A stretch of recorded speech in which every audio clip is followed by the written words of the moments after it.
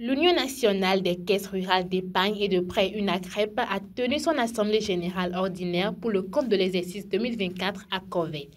Le directeur exécutif Laurent Tolomé a présenté un bilan complet de l'année 2024, soulignant les défis et les perspectives pour 2025 dans le secteur de la microfinance.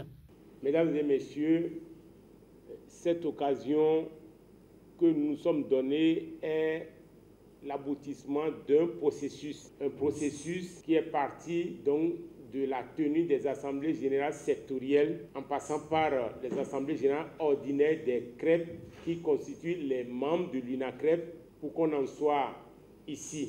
Je voudrais vraiment féliciter les uns et les autres pour votre engagement, vos dévouements, votre disponibilité aussi, puisqu'il s'agit d'un long processus. Il faudrait aussi ajouter le caractère particulier de cette Assemblée générale, qui est une Assemblée générale élective. Et donc, nous sommes à la fin d'une mandature et il faudrait donc procéder à un renouvellement. En plus de ce caractère spécial, notre secteur de la microfinance est encore à un carrefour, puisque la nouvelle loi qui doit régir désormais l'activité de microfinance, l'avènement de cette nouvelle loi-là est imminent. Je le dis simplement parce que cette loi est sur la table des honorables députés et que par la grâce de Dieu, cette loi sera votée au cours de cette session qui est en cours.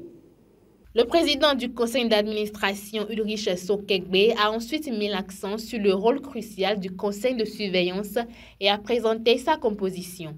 Il a souligné l'importance des rapports annuels 2023 du conseil de surveillance et du rapport général de gestion, tous deux approuvés à l'unanimité.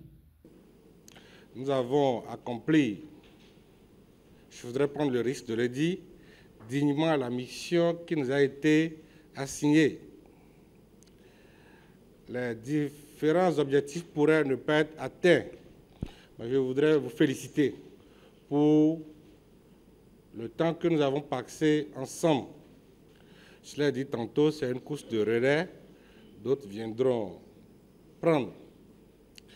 Et je voudrais prendre le risque déjà de dire que j'ai la certitude et la conviction ferme que ceux qui vont nous succéder feront mieux que nous. Et ils ont l'impérieux devoir de le faire. Parce que l'UNACREP, de jour en jour, grandit, les sociétaires s'augmentent, et ces sociétaires, de jour en jour, sont plus exigeants. Et au regard des lois de la République aussi, il y a d'autres exigences. Je voudrais remercier les gestionnaires et les membres du CODI qui ont travaillé inlassablement avec nous pour que nous ayons ces résultats. Après la présentation des rapports financiers et du conseil de surveillance, le commissaire aux comptes du cabinet Everest a confirmé la conformité des états financiers de l'UNACREP pour 2024. Suite à un audit interne mené selon les normes internationales, une opinion favorable a été émise. Nous avons effectué l'audit des états financiers 6 juin de la fêtière de l'Union nationale des caisses rurales d'épargne et de prêt, UNACREP. À notre avis, les états financiers annuels de synthèse sont réguliers et sincères et donnent une image fidèle du résultat des opérations écoulées ainsi que de la situation financière et du patrimoine de la fêtière de l'Union nationale des caisses rurales d'épargne et de prêt au 31 décembre 2024, conformément au référentiel comptable des systèmes financiers décentralisés dans l'UMOA. Une page se tourne donc pour l'UNACREP. L'Assemblée générale a marqué le passage de flambeau aux nouveaux dirigeants des points d'appui conseils avec une nouvelle présidente du conseil de surveillance. En 2025, ils auront la tâche de mener l'UNACREP vers de nouveaux succès. Ma place ici aujourd'hui, ce n'est pas un mérite, c'est une grâce. Et je vous remercie pour la confiance. Je m'engage d'être disposé et disponible. Aujourd'hui, 25 juin, s'est tenu ici à Corvey notre AG. Et à l'issue de ces AG, nous avons eu la grâce de prendre la destinée de la maison, de la fêtière.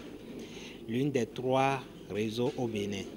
Nous partageons la vision aussi de l'administration qui nous a présenté son plan de travail.